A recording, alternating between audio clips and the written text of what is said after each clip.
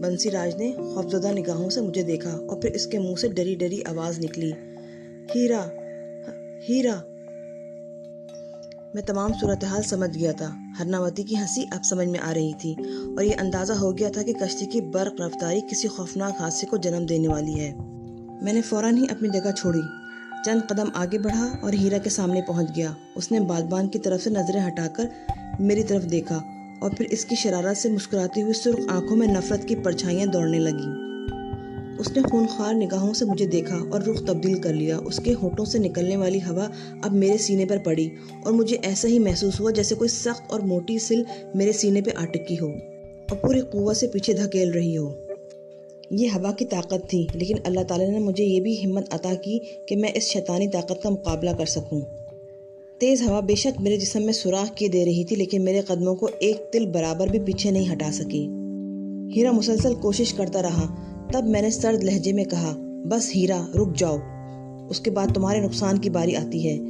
वो रुक गया, हवा बंद हो गई। मैंने उसे घूरते हुए कहा, जितना कुछ तुम कर चुके हो हीरा, मेरे ख्याल में वो बहुत ज़्यादा है और अब तुम्हें ये सिलसिला तर्क कर देना चाहिए। उसने खूनख्वार अंदाज में मुंह खोला और फिर अपनी जगह से उठकर खड़ा हो गया। अरे ओ मियाँ जी, ज़्यादा बातें ना बना हमारे सामने। बड़ा महात्मा है तू, बड़ा इल्म वाला है। हम ना महात्मा है ना इल्म वाले हैं, हम तो मजलूम हैं। अन्याय हुआ है हमारे साथ। ये पापी हत्यारा है, हमारे पूरे ख़ानदान को ख़त्म कर चुका है। अरे तेरा हमारा कोई झगड़ा नहीं है मियाँ, बीच में मत आ हमारे। जो सौगंध हमने खाई है उसे पूरी किए बगैर हम नहीं रह सकेंगे। बीच का झगड़ा मत निकाल मियाँ जी, बीच का झगड़ा मत निकाल। तुम इससे इंतकाम ले चुके हो, 3 बेटे मार दिए हैं तुमने इसके, और क्या करोगे? बस इतना काफ़ी है। और तुम तो इसके ख़ानदान के एक फ़र्द हो। हरनावती से शादी हुई है तुम्हारी, कुछ भी है, ये अपना ख़ानदान है तुम्हारा। बस इतना काफ़ी है जो तुम कर चुके हो। बस इसके बाद तुम अपनी ये कार्रवाइयाँ बंद कर दो। अरे जा, कार्रवाइयाँ बंद कर दो। हम इसके ख़ानदान के हैं, ऐसा होता है ख़ानदान वालों के साथ। हमें भी तो इसकी तरह इस संसार में भेजा गया था। कौन नीचा है, कौन ऊंचा है। 4 पैसे इंसान को इतना ऊंचा बना देते हैं कि वो नीचे देख नहीं सकते। हम भी इसकी बहन को इज्जत देते, हम भी इज्जत से जी लेते। बीच में मत आ मियाँ जी, बीच में मत आ, वरना अच्छा नहीं होगा। और अगर अब तुमने कोई कार्रवाई की तब भी अच्छा नहीं होगा हीरा। ठीक है फिर, हमें जो करना है हम कर रहे हैं, ये ले। उसने फिर बागबान की जानिब रुख किया। कश्ती की रफ्तार अब बहुत तेज़ थी और उसे कोई संभालने वाला नहीं था, चुनांचे ख़तरा नहीं टला था। अब मेरे लिए ज़रूरी था कि मैं खुद अपने आप को अमल में लाऊं। मैंने एक ठंडी आह भरी और बागबान की जानिब देखने लगा। मेरे दिल में ये आरज़ू पैदा हुई कि यह बागबान जल जाए, और दूसरे ही लम्हे बागबान से शोले उभरने लगे। बागबान किसी सूखे हुए कागज़ की तरह जल उठा था और उसमें एकदम आग भड़क उठी थी। आग के भड़कते ही बागबान की सारी हवा निकल गई और कश्ती की रफ्तार सुस्त हो गई। हीरा ने मेरी तरफ देखा और फिर खूनख्वार अंदाज में आगे बढ़ा। मैंने दोनों हाथ आगे कर लिए और आहिस्ता से कहा, अब तुम जलकर राख हो जाओगे हीरा, आगे ना बढ़ना, वरना ये आग तुम्हें अपनी लपेट में ले लेगी।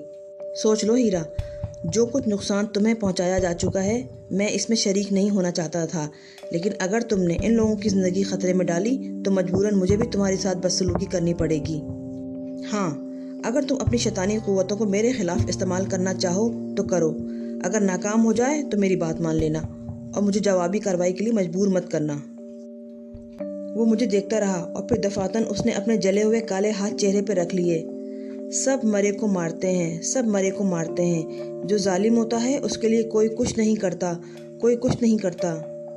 हीरा, मुझे तुमसे हमदर्दी है, मुझे सचमुच तुमसे हमदर्दी है।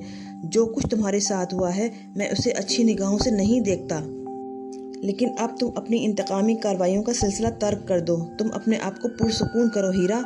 जिस दुनिया से तुम्हारा ताल्लुक़ ख़त्म हो चुका है, अब इससे ताल्लुक़ मत रखो। ताल्लुक़ ख़त्म हो चुका है? चिता तक ना मिली हमें, सारा परिवार जला दिया, चिता तक ना दी पापियों ने। मैं तुम्हें चिता दिलवा सकता हूँ हीरा, मैं तुम्हें चिता दिलवा सकता हूँ, समझे? ये काम बंसीराज को करना होगा। बंसीराज, तुम अपने बाग की तरफ जा रहे हो ना?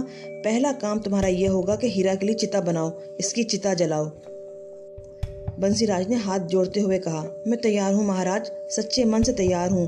जो कुछ मुझसे हो चुका है मुझे इसका बड़ा दुख है हीरा। मेरा दिल कभी खुश नहीं हो सकेगा। मेरी वजह से मेरे 3 बच्चे मुझसे छिन गए। मैं तैयार हूँ हीरा, मैं तुझसे माफ़ी मांगता हूँ।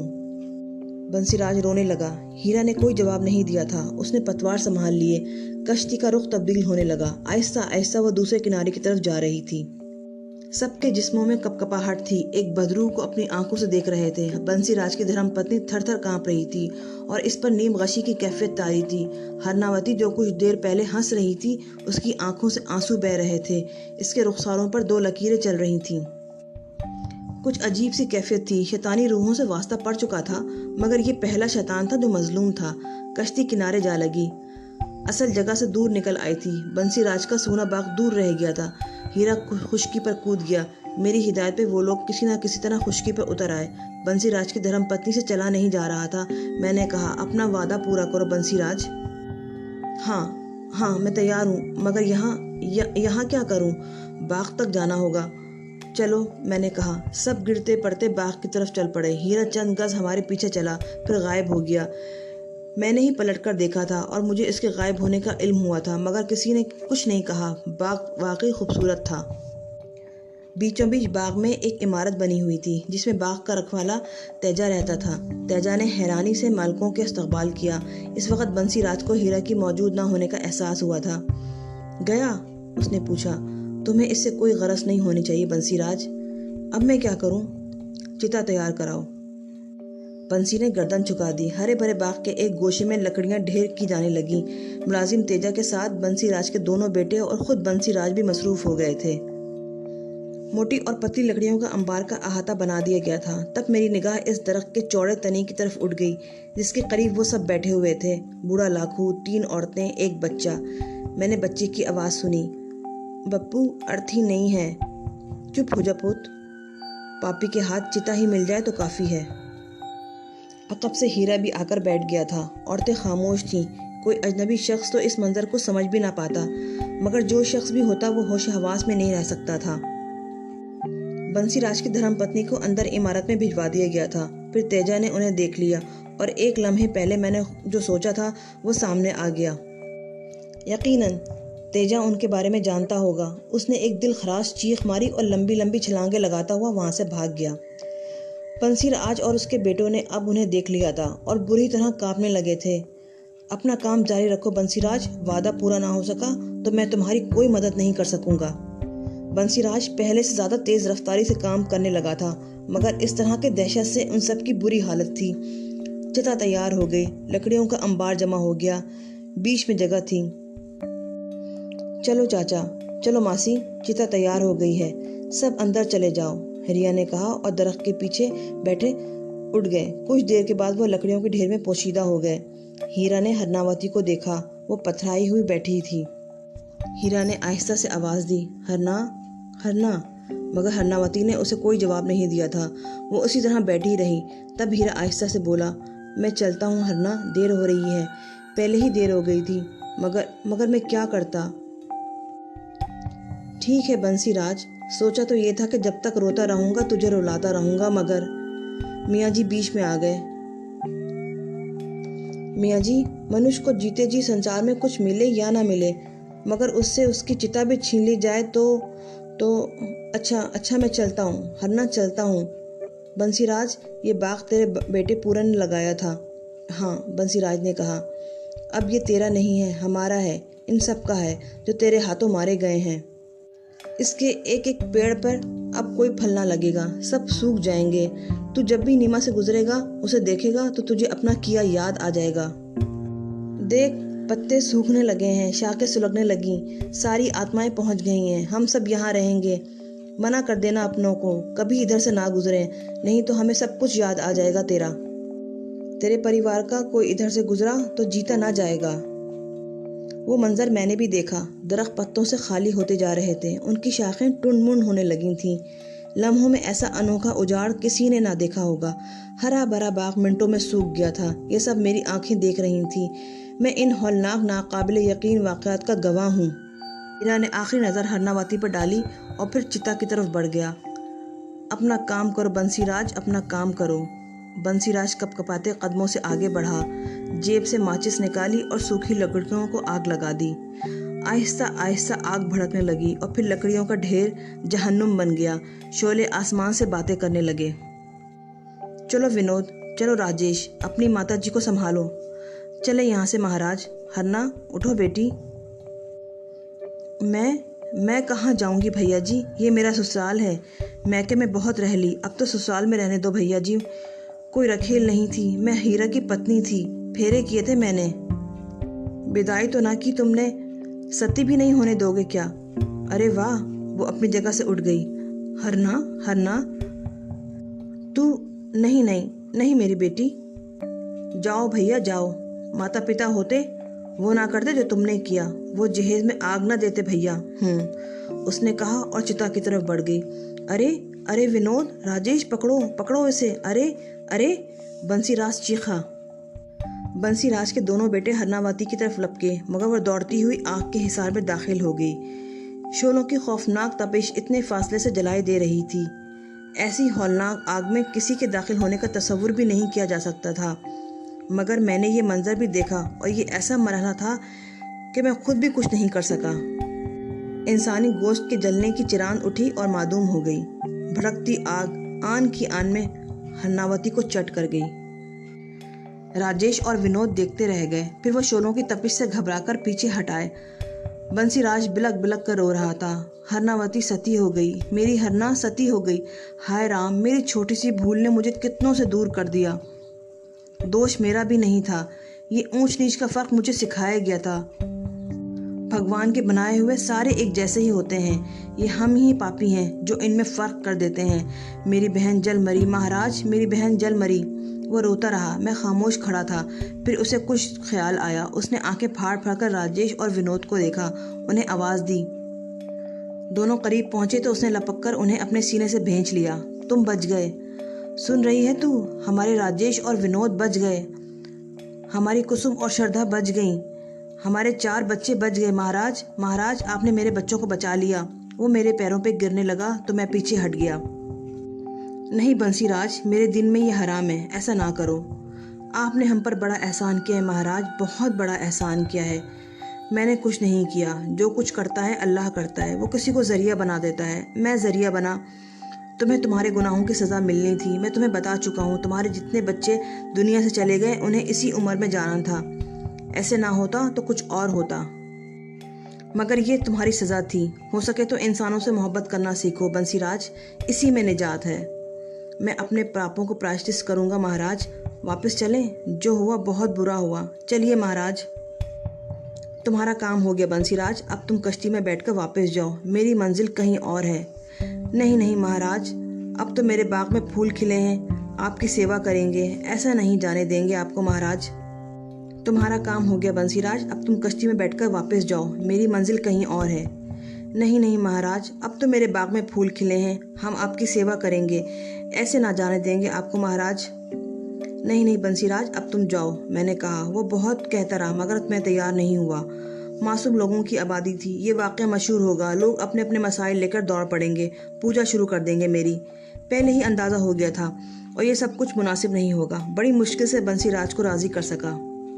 हमसे कुछ भी ना लोगे महाराज? वो बोला।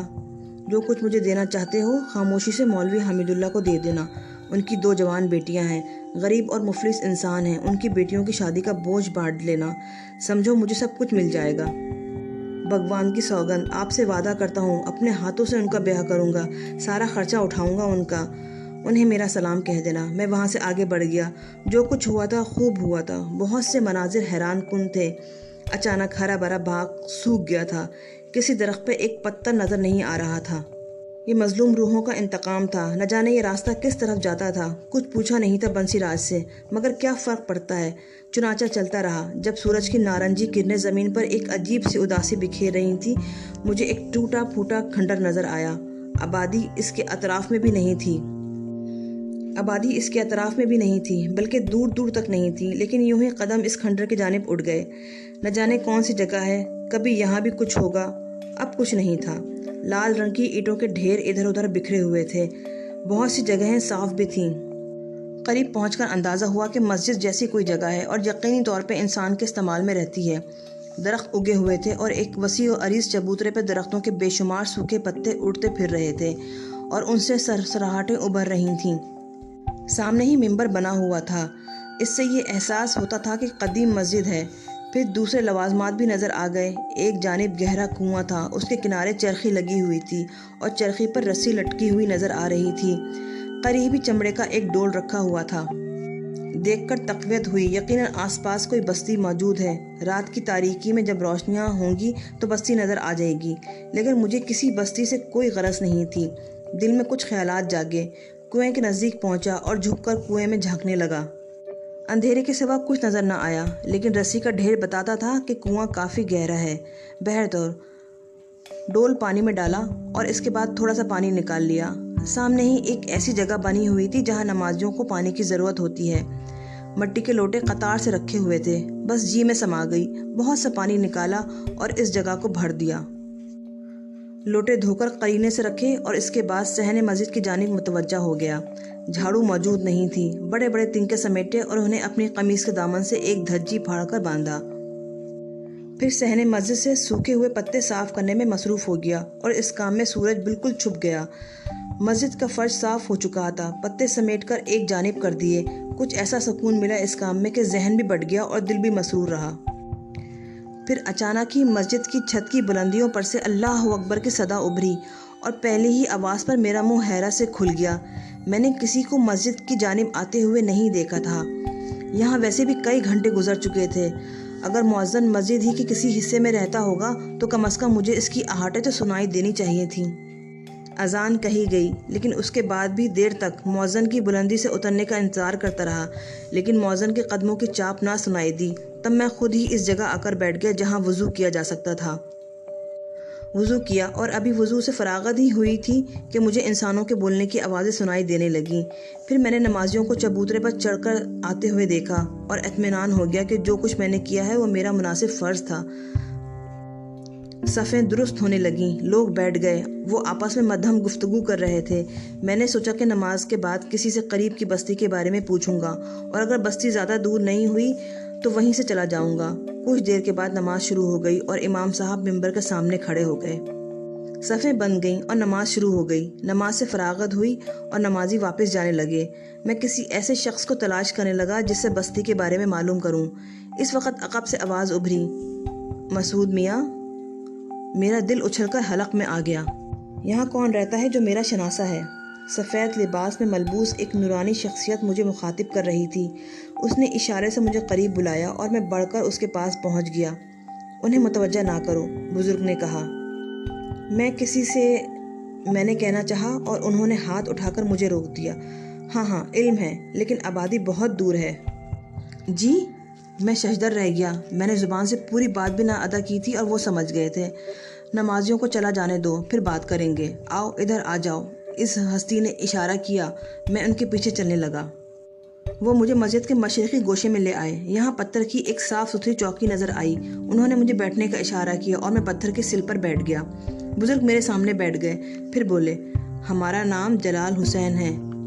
आप मुझे जानते हैं? मैंने कहा, हाँ जानते हैं, मगर मैं आपसे पहले नहीं मिला। बहुत से लोगों से नहीं मिलते। फिर आप मुझे कैसे जानते हैं? मियाँ, ये बात हमारे सीने में रहने दो। बेहतर है, मैंने अदब से कहा। नमाजी एक एक करके मस्जिद से निकल गए। मैं उन्हें देखता रहा। फिर अचानक मुझे ख्याल आया। मैंने कहा, आपने फरमाया आबादी बहुत दूर है। इंसानों की आबादी यहाँ से 60-70 कोस है, मगर ये नमाजी, ये दूसरे बंदे खुदा हैं। चलो खाना खा लो। खाना आ गया। जलाल हुसैन ने 2 आदमियों को देखकर कहा, जो हाथों में सीनियाँ उठाए करीब आ गए थे। एक ने कपड़े का दस्तरखान बिछाया, दूसरे ने सीनी इस पर रख दी। पानी का कटोरा और सुराही भी करीब रख दी गई। सीनी से भाप उठ रही थी और इस भाप के साथ चावलों की खुशबू शामिल थी। मोती की तरह बिखरे चावल। इंतहाई खुशबूदार पुलाव था। जलाल हुसैन ने कहा, चलो मियाँ, बिस्मिल्लाह करो। अव्वल तो आम बादहू कलाम। कुछ कहने की गुंजाइश नहीं थी। जलाल हुसैन भी मेरे साथ इस सैनी में शरीक हो गए। खाने की लज्जत अल्फाज में बयान नहीं की जा सकती थी, ताहम एतदाल से काम लिया।